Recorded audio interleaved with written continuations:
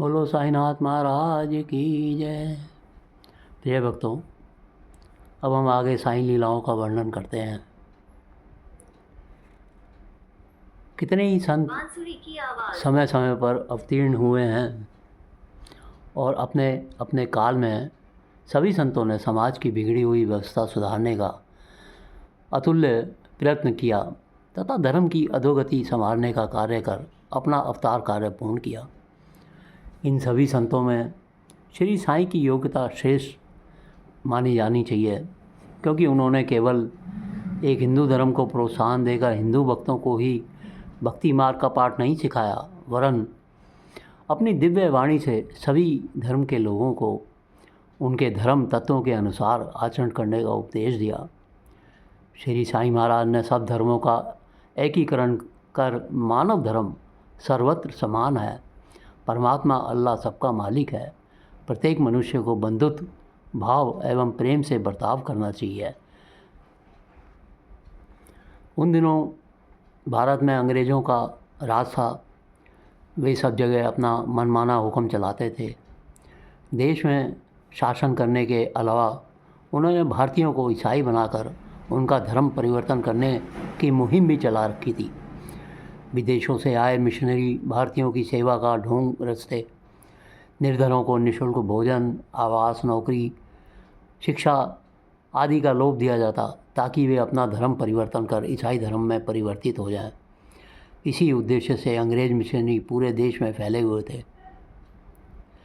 जिन दिनों शिरडी के आसपास के इलाकों में हैजे का प्रकोप फैला, तब ईसाई मिशनरियों ने निःशुल्क दवाएं बांटनी शुरू की।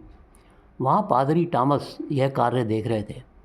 भारतीयों को ईसाई बनाने की इस मुहिम में उन्हें बड़ी तेज़ी से सफलता मिल रही थी, क्योंकि अक्सर प्रलोभनों से कोई भी डिग जाता है। लोग अपना धर्म भुलाकर ईसाई बन रहे थे ताकि 2 वक्त भरपेट रोटी मिल सके, उनके बच्चों को शिक्षा मिले और बेरोज़गारी के अवसर मिले। शिरडी के साईं ने हैजे के उपचार के लिए जो उपाय किया, उसे सुनकर तो पादरी का खून खौल गया।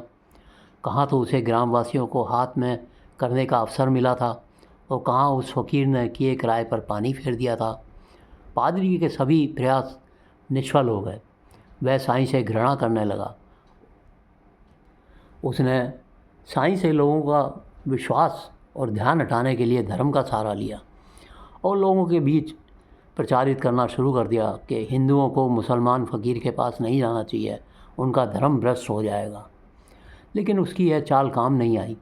उल्टे साईं के विरुद्ध बोलने वालों को सबके बीच अपमानित होना पड़ा।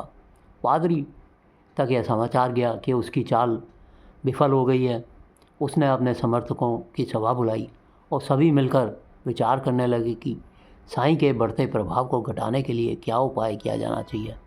उनमें से एक ने सुझाव दिया, क्यों न हम में से कोई वहाँ स्वयं जाकर देखे कि साईं बाबा किस तरह अंधविश्वास का जाल फैलाकर लोगों को ठग रहे हैं और लोग उनके इतने दीवाने क्यों हो रहे हैं। पादरी टॉमस ने यह जिम्मेदारी अपने ऊपर ले ली। जब वह अगले दिन द्वारका माई पहुंचा तो उसने वहाँ लोगों का तांता देखकर दंग रह गया। बाबा के भक्तों में तो हिंदू व मुसलमान दोनों ही थे। वहाँ आने वाला आँख में आंसू लेकर आता था और अपनी झोली खुशियों से भरकर लौटता था।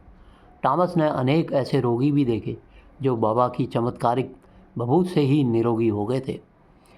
उसे आश्चर्य इस बात का था कि बाबा की किस शक्ति के बल पर वहाँ चारों ओर एक दिव्य और पवित्र वातावरण की सृष्टि हो रही है।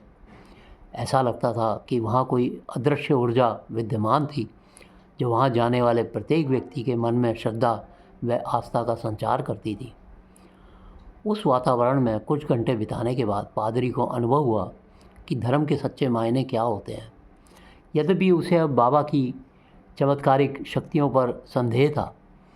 उसका यही मानना था कि रोगी स्वयं ही संयोग से ठीक हो रहे हैं और साईं को उनके निरोगी होने का लाभ मिल जा रहा।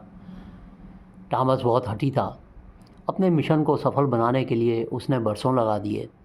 आज एक फ़कीर उसके किए किराए पर पानी फेरे दे रहा था।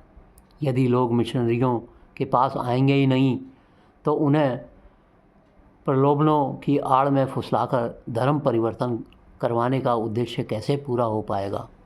वह वहाँ बैठा हुआ इसी उधेड़बुन में लगा रहा। साईं के दिव्य व अलौकिक संरक्षण के सामने उसके द्वारा दी गई सुविधाएं लोगों को तुच्छ लगने लगी थी। टॉमस ने एक भक्त के साथ संदेश भिजवाया, बाबा से कहो कि मिस्टर टॉमस उनसे मिलने के लिए आए हैं। बाबा से क्या छिपा था, वे तो सब जानते थे। बाबा को यह पता था कि टॉमस उनके द्वार पर श्रद्धापूर्वक नहीं आया है, बल्कि उनकी परख करना आया है। अपने अहंकार के मद में छूट टॉमस को अपने सिवा कुछ दिखता ही कहाँ था। भक्त ने बाहर आकर कहा, बाबा ने कहा है कि आज तो भेंट संभव नहीं है। यदि आप आज यहाँ ठहर सकें तो संभव है वे रात को या कल सुबह आपसे भेंट कर लेंगे। कहाँ तो अंग्रेज़ पादरी के आने का लोग सम्मान में उठकर खड़े हो जाते थे, और कहाँ ये फ़कीर जो मिलने की अनुमति तक नहीं दे रहा है। टॉमस के तन बदन में आग लग गई। उसने भक्त पर ही गुस्सा उतार दिया, तुम जानते नहीं हम अंग्रेज़ सरकार की ओर आए हैं। ये गरीब गांव वाले तो बड़े आराम से अंदर जा रहे हैं, बाबा सबसे मिल भी रहे हैं, पर हमें क्यों नहीं मिलने दिया जा रहा। क्या तुम नहीं जानते कि हमारे अधिकार क्या हैं यदि हम चाहें तो। भक्त ने विनम्रतापूर्वक हाथ जोड़े, फादर आप साईं के दर पर खड़े हैं। यदि आप उनसे भेंट करना चाहते हैं तो लोभ मोह क्रोध को त्याग कर अहंकार के घेरे से बाहर आना होगा, तभी उस सच्चे साईं के दर्शन होंगे। बिना पंक्ति के अथवा अनुमति के भीतर जाने वाले ये सरल ग्रामवासी साईं के श्रद्धालु भक्तगण हैं, जो उन्हें अपना सर्वे सर्वा मानते हैं। वे बाबा की परख करने नहीं, परंतु उनके चरणों में शीश नवाने के लिए आए हैं। टॉमस के मुंह में कुछ बोल नहीं थे। गुरु तो गुरु, यहाँ तो चेले भी सवा शेर निकले। मारे घमंड के उसे यही समझ में आया कि बाबा ने उसका अपमान किया है। वह गुस्से से लाल भभूक होकर बोला, इतनी इंसल्ट हम कभी अब वापस नहीं आएंगे। उसने तांगे पर बैठकर कोचवान को चलने को कहा। टॉमस का दिमाग गुस्से से फटा जा रहा था। वह तो बाबा का जलवा देखने आया था, उल्टा उसके मन में उनके प्रति श्रद्धा के भाव उमड़ रहे थे। वह स्वयं अपने इस परिवर्तन का कारण नहीं समझ पा रहा था। वह जितना उस साईं पर क्षोभ प्रकट करने की कोशिश करता, उतना ही एक सलोना और करुणामयी मुखड़ा बार बार उसकी आंखों के सामने आ जाता था। अब तक तो टॉमस ने बाबा को देखा ही नहीं था, तभी वह जान भी नहीं पाया था कि साईं की शक्ति उसे अपनी ओर खींच रही है। अपनी दुविधा के बीच वह बार बार कोचवान को तेज तांगा चलाने का आदेश दे रहा था। मनमाड़ स्टेशन के निकट अचानक एक साइकिल सवार सामने आ गया और तांगा तेज़ी से उलट गया। टॉमस पादरी को कुछ लोग अस्पताल छोड़ आए। पूरे शरीर पर गंभीर चोटें आई थी। उस रात अस्पताल में नीम बेहोशी में दर्द से कराते हुए टॉमस ने फिर उसी दिव्य और करुणामयी मूर्ति को अपने बिस्तर के पास खड़े पाया। इस बार वह यह अनुमान लगाने में सफल रहा कि हो न हो वे साईं हैं, जिनका अनादर कर वह लौटने की चेष्टा कर रहा था। साईं ने उसके सिर पर हाथ फेरकर बड़े स्नेह से कहा, टॉमस यदि मेरी बात मान लेते तो दुर्घटना ना होती। मैंने सुबह ही तुम्हारे सिर पर मंडराती हुई मृत्यु की छाया देख ली थी। यदि तुम मेरी बात मानकर वहीं ठहर जाते तो इतना कष्ट ना सहन करना पड़ता। तुमने आज भेंट न करने और बहाने से अपने पास रोकने का यही कारण था, और यदि आज मैं यहाँ न आता तो निश्चय ही तुम्हारी प्राण रक्षा असंभव थी। टॉमस, अपने धर्म से प्रेम करो, किंतु दूसरों के धर्म का अपमान मत करो। उसे अपने धर्म की तुलना में हे मत समझो। सभी धर्म हमें एक ही परमपिता परमात्मा के निकट ले जाते हैं। रास्ते भले ही अनेक हों, किंतु सबसे ईश्वर एक ही हैं और सबने जाना तो एक ही स्थान पर है। यह सुनकर टॉमस की आंखें खुली और उसने आसपास बाबा तो थे नहीं, किंतु उनके शब्द की गूंज अब तक सुनी जा रही थी। टॉमस ने मनी मन निश्चय किया कि वह स्वस्थ होते ही बाबा के दर्शन करने जाएगा और उनसे जाने अनजाने में सभी पापों की क्षमा मांगेगा। टॉमस की विचारधारा बदल गई, उसके जीवन की दिशा ही बदल गई। अस्पताल से स्वस्थ होते ही वह बाबा के पास गया। उसने मस्जिद पहुंचते ही एक भक्त संदेश लेकर आ गया कि बाबा आपसे तुरंत मिलना चाहते हैं। टॉमस ने भीतर उस दैवी मूर्ति को बैठे पाया जो उसकी रक्षा के लिए सामने आई थी। वहाँ जाकर उसने एक असीम शांति का अनुभव पाया।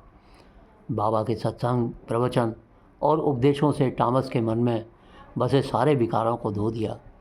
अब वह सच्चे अर्थों में ईश्वर का बंदा बन गया था। उसने जान लिया था कि धर्म चाहे कोई भी हो, मानवता और सबके प्रति प्रेम भाव ही सबका मूल ध्येय होना चाहिए। उसने अपने पद से त्यागपत्र दे दिया और एक संत के रूप में आजीवन भारतीयों को मानवता का मार्ग दिखाता रहा। प्रिय भक्तों, आगे की कथा हम अगले अध्याय में करेंगे।